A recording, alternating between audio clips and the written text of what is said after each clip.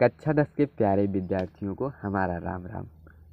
हर हर महादेव। जैसा कि आप लोग जानते हैं, बहुपद एक हमारा टॉपिक है जिसमें बहुत ही प्रश्न आते हैं आपके बोर्ड परीक्षा में।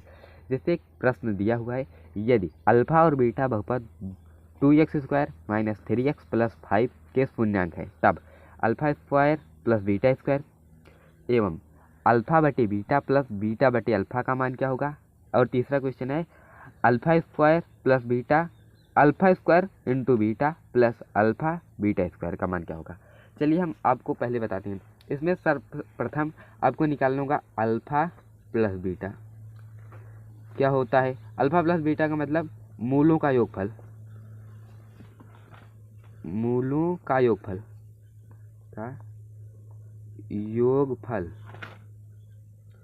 मूलों का योगफल क्या होता है। मूलों का योगफल -b/a। अल्फा इंटू बीटा बराबर क्या होता है, मूलों का गुणनफल, मूलों का गुणनफल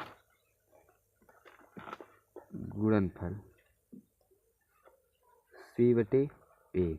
अब ये हमारा समीकरण दिया हुआ है 2x² - 3x + 5। अब इसको तुलना करेंगे ax² + bx + c से।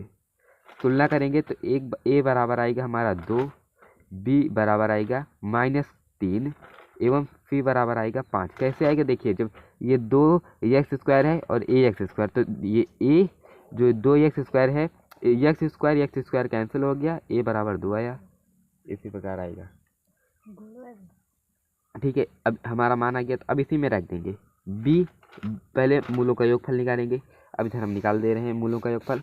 अल्फा प्लस बीटा बराबर लिखा है -b/a -b। पहले हम माइनस लगाएंगे, b का मान आया है -3/a का मान आया है 2। ये बराबर होगा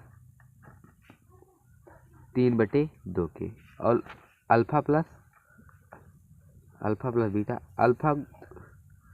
अल्फा इंटू बीटा का मान आता है c/a। c का मान दिया है यहाँ से 5/2। दोनों मान आ गया। तो अब पहला प्रश्न हम आपके सामने प्रस्तुत करने जा रहे हैं।